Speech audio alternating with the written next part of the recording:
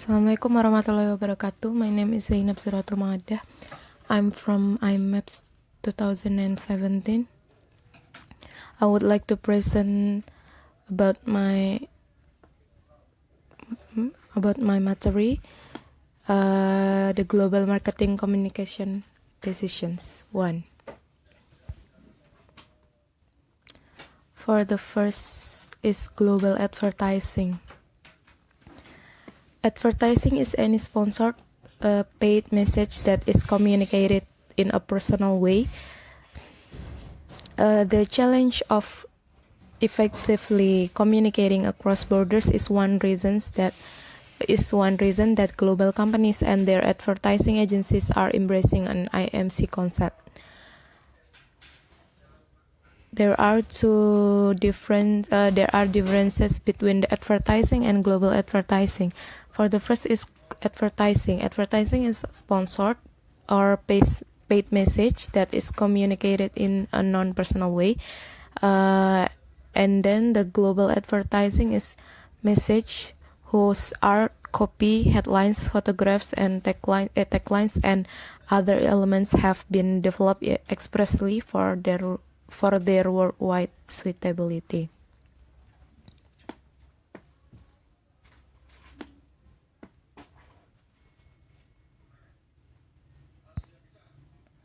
And then for the next is standardization versus adaptation problems. For the first one is about deliverance to the intended audience. It's like the message may not get through to the intended recipient. And then the next is comprehension. It's like the message may reach the target audience but may not be understood or may even be misunderstood. And then next is no strong call to action. Like the message may reach the target audience and may be understood but still may not induce the recipient to take the action desired by the sender. And the last is noise. The effectiveness of the message can be impaired by noise.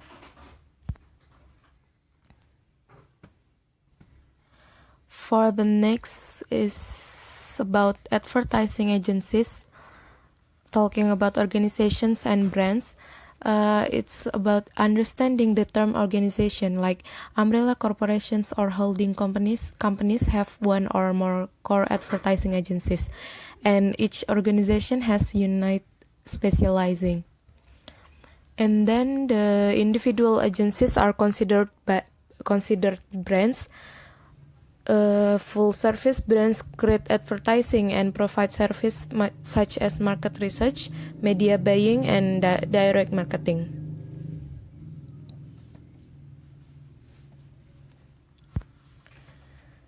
Next is talking about selecting an advertising agency. For the first is company organization. Companies that are decentralized want to leave the choice to the local subsidiary. And then talk about national responsiveness. Is the global agency familiar with local culture and buying habits of a particular country? And the next is about area coverage. Does the agency cover all the relevant markets? And then the next is buyer perception. About what kind of brand awareness does the company want to project? And then the next one is about creating global advertising. For the first step is about creative strategy, and then talk about big idea. And the next is advertising appeal, about rational approach and emotional approach. And then the next is selling proposition. For the last one is creative execution, art and copy. Next, there is art direction and art directors and art direction. For the art directors, it's about advertising professional who has the general responsibility for the overall look of an ad, and then we'll choose graphics, pictures, type styles, and other visual elements that appear in an ad. And then talking about art direction, about the visual presentation of an advertisement. The next is about cultural consideration, Japanese and American differences. The indirect rather than direct forms of expression are preferred in the message, and then there is often little relationship between advertising content and the advertised product, and then only brief dialogue or narration is used in television commercials with the minimal explanatory content, and then humor is used to create a bond of mutual feelings. And then famous celebrities appear as close acquaintance or everyday people. And then there is priority is placed on company trust rather than product quality. The last one is the product name is impressed on the viewer with short, about 15-second commercials.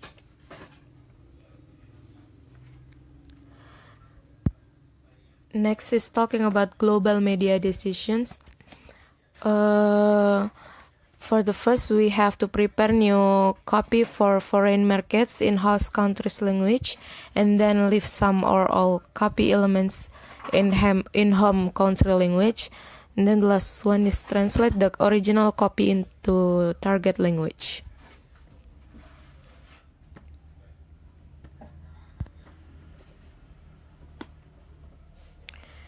The next is public relations and publicity, talking about fosters goodwill and understanding, and then generates favorable publicity, and then the last one is tools like news releases, media kits, press conferences, tours, article in trade and professional journals, and then TV and radio talk show appearance, and then special events.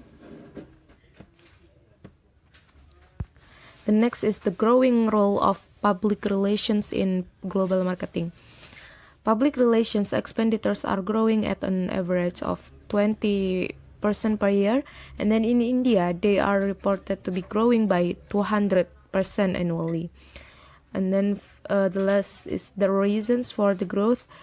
It's like increased government relations between countries, and then technology, and then societal issues like the environment. The next is public relations practice around the world.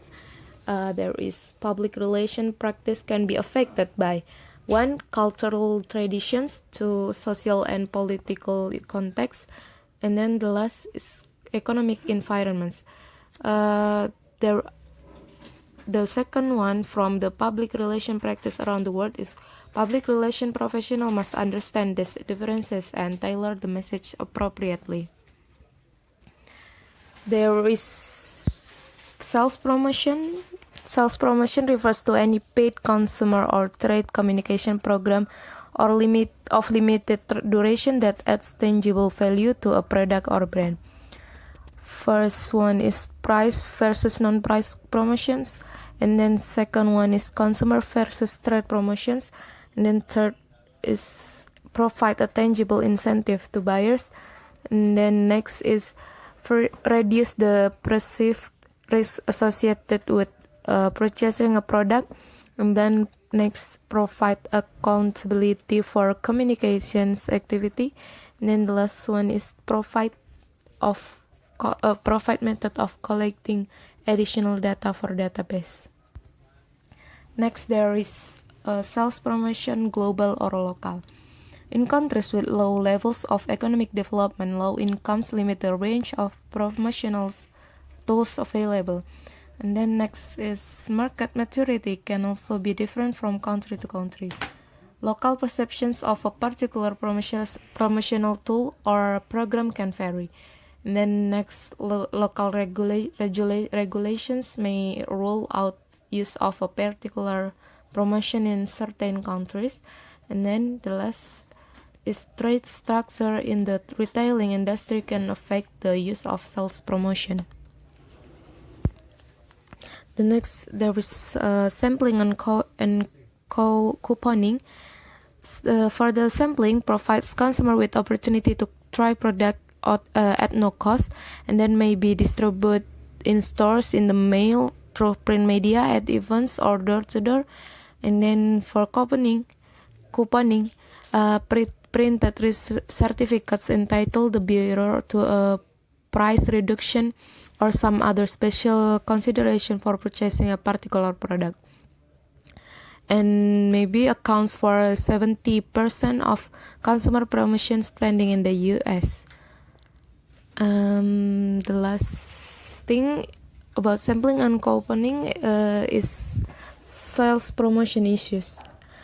Fraud, the Pepsi promotion with Apple, regulations and cultural dispositions to coupons and other sales promotion, like Malaysians see coupon usage as embracing Islam frowns and on gambling, so sweepstakes may not work. Thank you. That's all my presentation. Wassalamualaikum warahmatullahi wabarakatuh.